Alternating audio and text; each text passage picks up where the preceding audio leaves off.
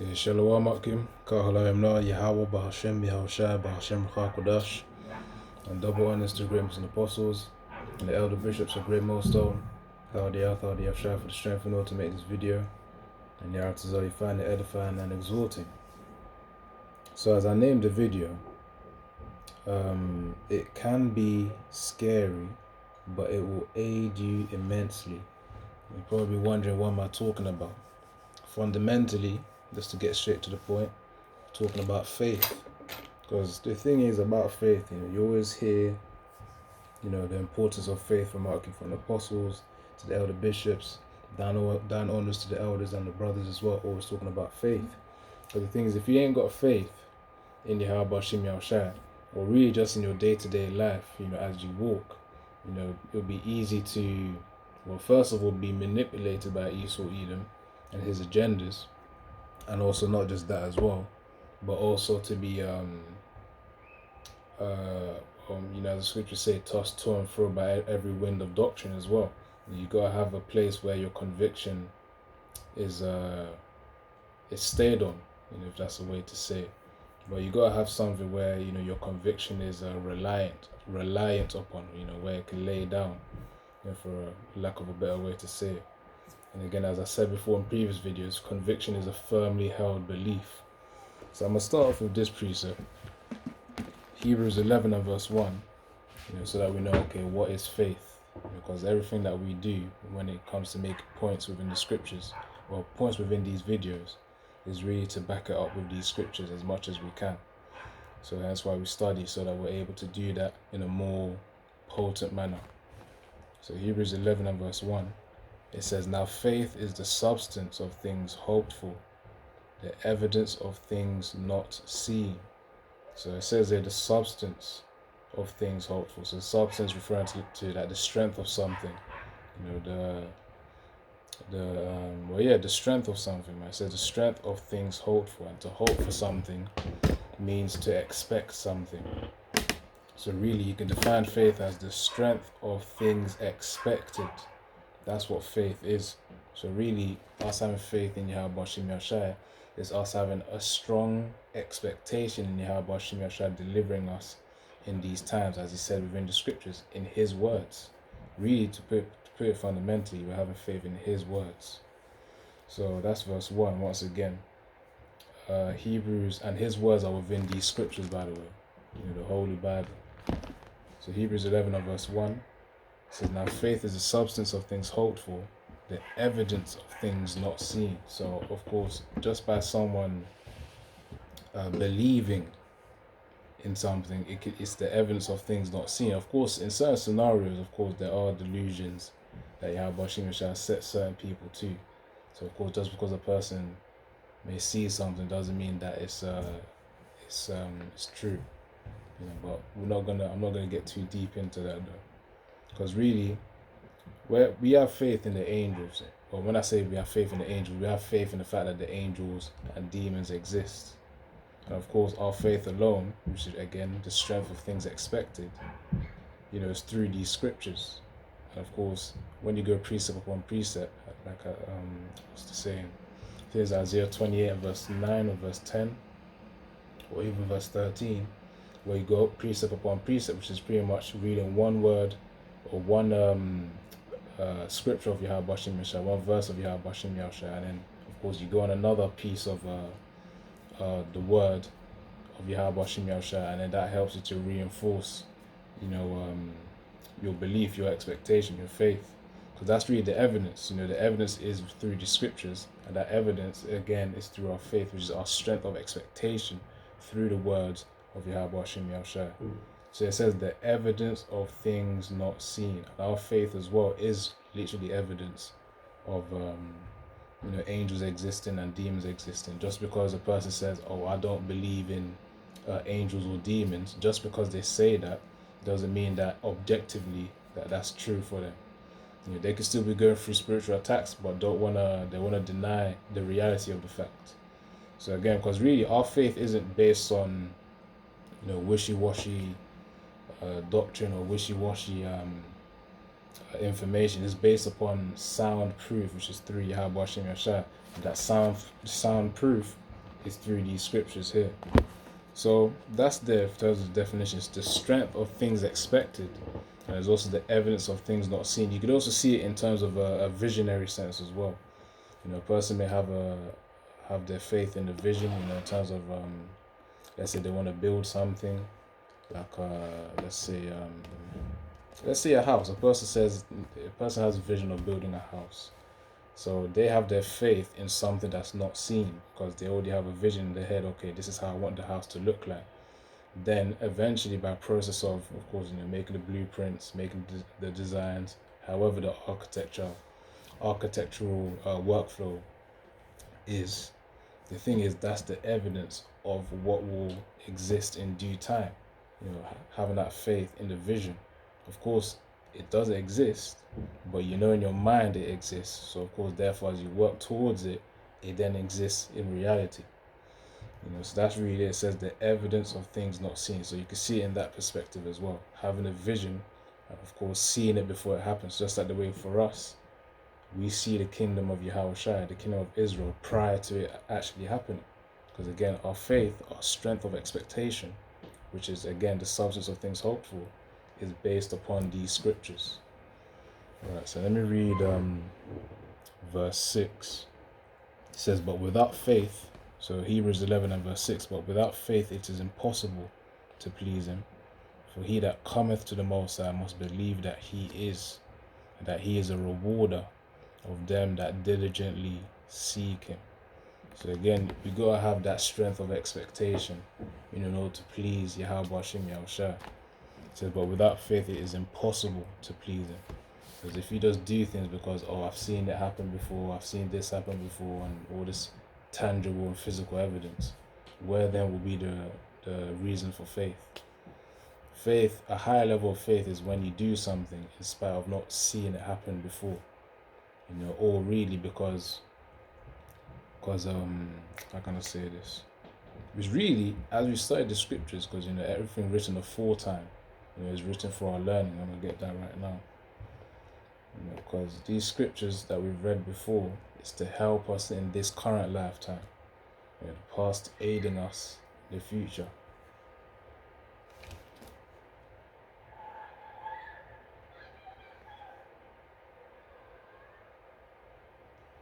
Right, this is Romans 15 and 4. For whatsoever things were written aforetime, so before our current generation, were written for our learning. And this was written aforetime. This was written before most of us were born, really.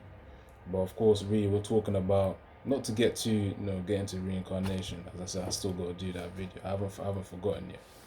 So everything written aforetime within these scriptures of which were formerly scrolls. This is written for our learning, for us to apply. So everything, it says, for whatsoever things are written aforetime were written for our learning, that we through patience, which is a way of suffering as well, long suffering, patience, waiting for something, of course, as you work towards it, that we through patience and comfort of the scriptures might have hope. And again, see the word hope again, hope meaning an expectation. So when it says faith here, the substance, so the strength of things hoped for, the strength of things expected, we have that expectation within these scriptures. So again, the point I was actually making is that what we've read before helps to guide our actions for this current time. So because I was talking about faith, a high level of faith is really doing something in spite of not seeing it before. Now, of course, we haven't actually, again, I ain't gonna get too far in the reincarnation thing, but of course, the prophets of old are here again, man. That's the point.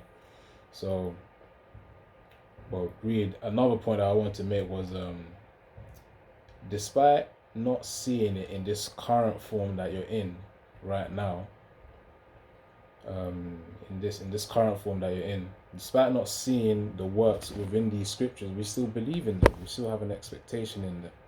So we can say, okay, we've learned, okay, this is how Yahweh Hashem Yahshua supported Israel back in the past. This is how he's going to support those of whom are his remnant. Of course, that remnant, which is the small portion of Israel that are going to be saved by Yahweh Shai, It was referred to in Isaiah 10 and verse 20.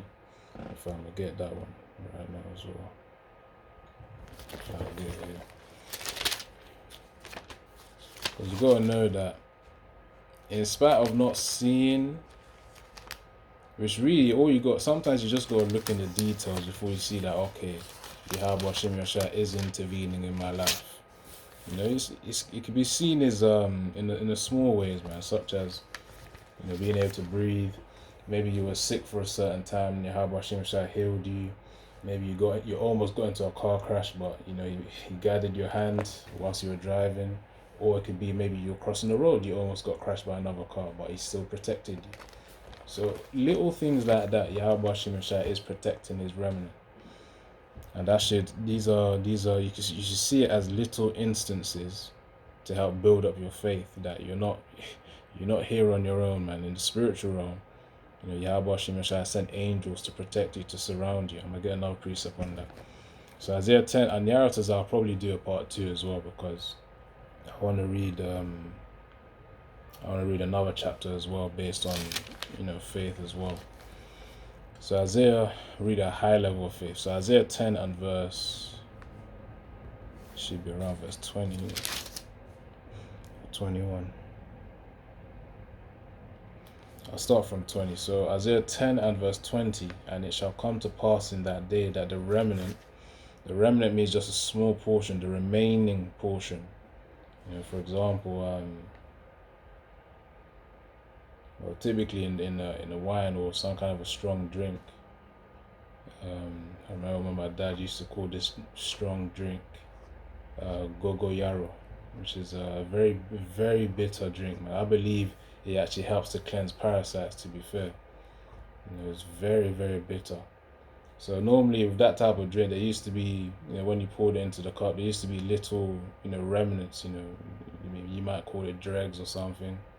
You know, the little lumps, you know, which are part of the herbs at the bottom of the drink. You know, if you don't stir it up, or even if you do stir it up, they're big enough where, you know, you could practically chew them. So nevertheless, the point is that can be seen as a remnant. You know, when you have a strong drink like that, and then you have the herbs at the bottom of the glass. You know, so that's really it. So Isaiah 10 and verse 20, and it shall come to pass in that day that the remnant of Israel and such as are escaped of the house of Jacob shall no more again stay upon him that smote them. So we won't be under our oppressors. That's what that means. So we won't be under them that smote us, which means we won't be under the ones who afflicted us, caused us pain, suffering, aka, this is in a general sense. I really specifically talking about Esau, Edom, you know, the so-called Edomites, so-called white people. But it's not every white person that has a wicked spirit, that has a wicked Edomite spirit.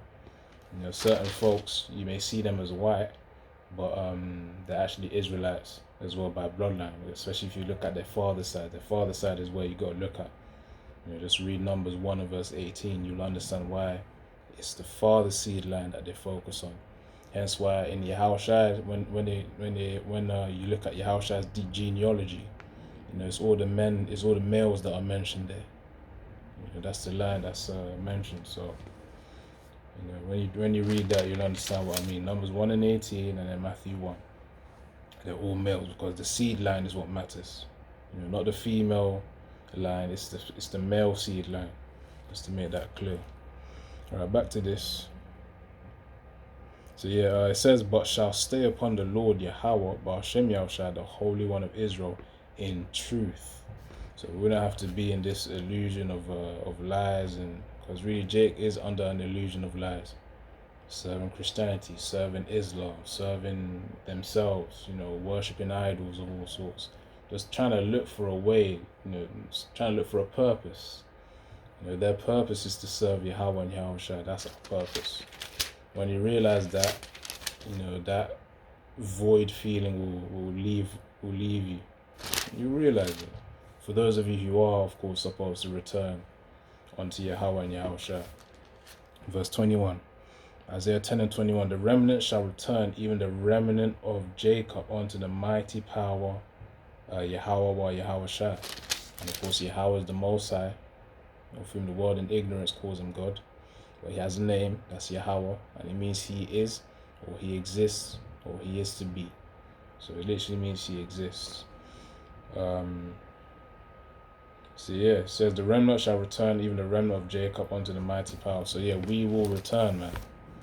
We will return, and of course that's our expectation. That's our hope. In Yahweh Shem Yahshua, and the strength of it is increased via our studying these scriptures, because we know as we study these scriptures, as we read these scriptures, that will help to reinforce our belief, our knowing in Yahweh Shem Yahshua, which really in terms of the categories of faith, knowing something in spite of the evidence, in spite of the lack of evidence, really is the highest level of faith. Some may call it blind faith, but of course us as well, because you got to think of it this way too.